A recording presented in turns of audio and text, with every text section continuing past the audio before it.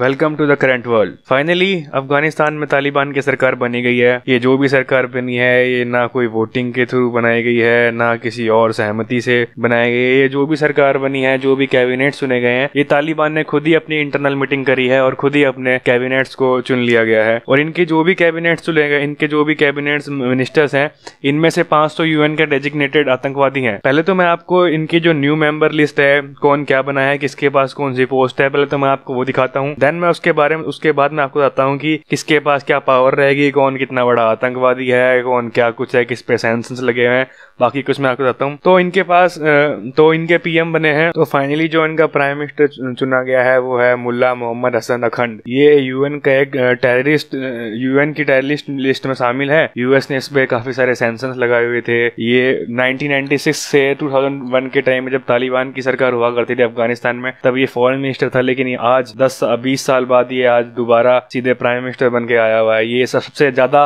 Power इसी के पास है अफगानिस्तान के अंदर। सब कुछ यही दिखेगा, सबसे बड़ी पोस्ट इसी के पास है। इसके बाद मैं आपको बताता हूँ, इससे भी बड़ी एक पोस्ट और है, मुल्ला हैबितुल्लाह अखंडजादा। ये जो बंदा है, ये पीएम से जो ये अखंडजादा है, ये मुल्ला मोहम्मद हसन अखंड से ऊपर की पोस्ट है। मतलब आप इसको किंग मान सकते हैं अफगानिस्तान का। अब इसके बारे में आपको क्या ही बताऊं, ये जो इतना गिरा हुआ आदमी है, इसके बारे में आपको बताता हूँ।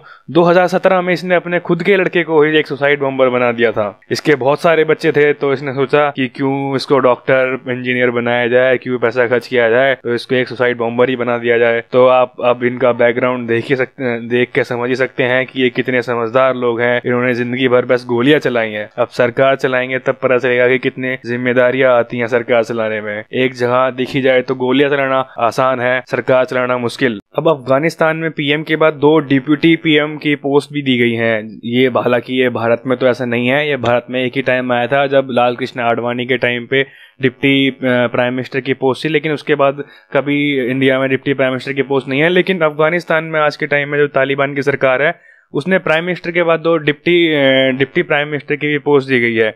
इसमें पहले डिप्टी प्राइम मिनिस्टर है उसमें है अब्दुल घनी बरादर। हाँ, इसको तो स्टार्टिंग में जब ये सरकार बन रही थी तो लोगों ने कहा था कि ये शायद प्राइम मिनिस्टर बने, लेकिन ये प्राइम मिनिस्टर ना बन के वहाँ का डिप्टी प्राइम मिनिस्टर बना हुआ है। ये भी बहुत टाइम तक यूएस के टेररिस्ट लिस्ट में शामिल था, पर इस टाइम पे यूएस ने बहुत सारे सैंक्शन भी लगाए हुए थे। लेकिन अब ये इस टाइम यूएस ने इसके सेकंड सैंक्शन नहीं है, इसके ऊपर कुछ भी यूएस ने इस टाइम हटा चुके हैं। और फिर इनके देखते हैं, इनके सेकंड जो डिप्टी पीएम है वो है मौलवी अब्दुल सलाम हनाफी। ये अफगानिस्तान का सबसे बड़ा ड्रग ट्रैफिकिंग किंग है। आप इसको अफगानिस्तान का पाब्लो भी कह सकते हैं। पाब्लो के बारे में खैर तो आप सबने सुना ही होगा। पाब्लो दुनिया का सबसे बड़ा ड्रग डीलर था।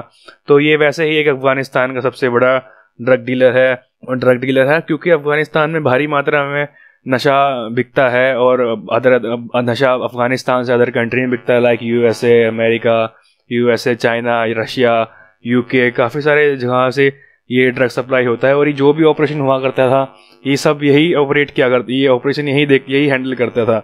जो ये है मौलवी हनाफी है, यही अफगानिस्तान का सबसे बड़ा ड्रग ट्रैफिकिंग किंग था। इस पे यूएस ने बहुत सारे सैंक्शंस लगाए हुए हैं आज के टाइम भी, और आज अफगानिस्तान का डिप्टी प्राइम मिनिस्टर है। अब आप सोच सकते हैं कि ये इतना बड़ा टेररिस्ट होके भी यूएस ने इसमें इतने सारे सैंक्शंस लगाए हुए हैं, और ये आज जाके तालिबान का डिप्टी प्राइम मिनिस्टर। इवनली आप इसको अफगानिस्तान का ही डिप्टी प्राइम मिनिस्टर बोल सकते हैं। आप अफगानिस्तान का जो तालिबान का सबसे बड़ा जो रेवेन्यू सोर्स है वो है ड्रग्स बेच के ही तालिबान अपना जो रेवेन्यू है वो जनरेट करता है। क्योंकि अफगानिस्तान के अंदर सबसे ज्यादा खेती ड्रग्स की होती है, लाइक ओपियम, हीरोइन, कोकीन वगैरह, ये सब सप्लाई करते हैं ऑपरेशन दूसरी कंट्रीज में। सबसे बड़ा रेवेन्यू सोर्स इनका यही है, और सबसे बड़ा ट्रक ट्रैफिकिंग इनका यही है, हनाफी। अब आपको क्या बताऊं मैं, अब आपको बताता हूं मैं सिराजुद्दीन हक्कानी के बारे में। सिराजुद्दीन हक्कानी, ये हक्कानी नेटवर्क का लीडर है, और ये आज के टाइम का इंटीरियर मिनिस्टर की पोस्ट पर है।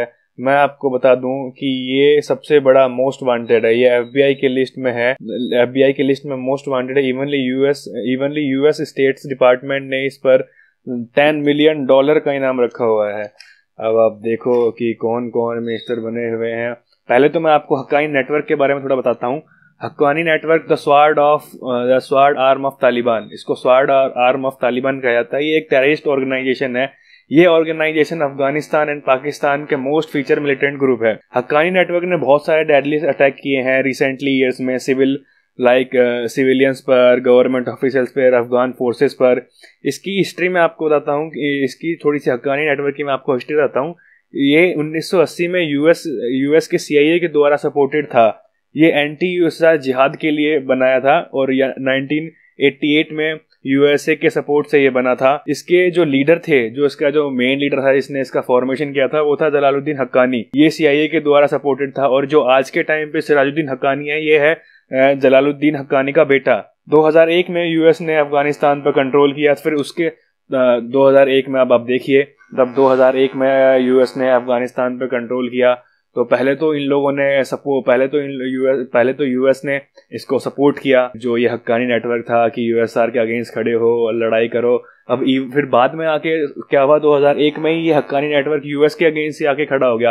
पहले तो बनाया है खुद उन्हीं ने, फिर बाद में ये वहीं के पास आके खड़ा, उन्हीं के अगेंस्ट आके खड़ा हो गया है। अब आप सोच स्टेट्स ऑफ डिपार्टमेंट है, इसके ऊपर 100 मिलियन का इनाम रखा है।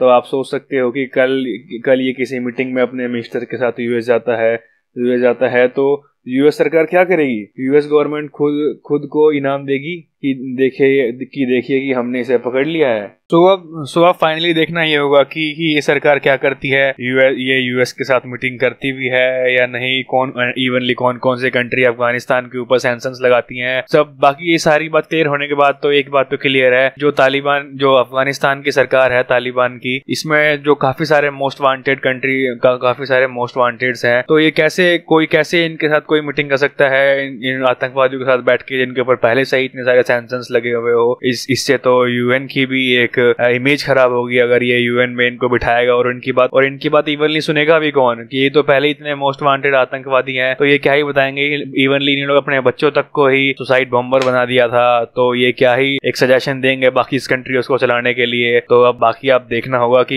ये क्या करते हैं क्या नहीं करते हैं।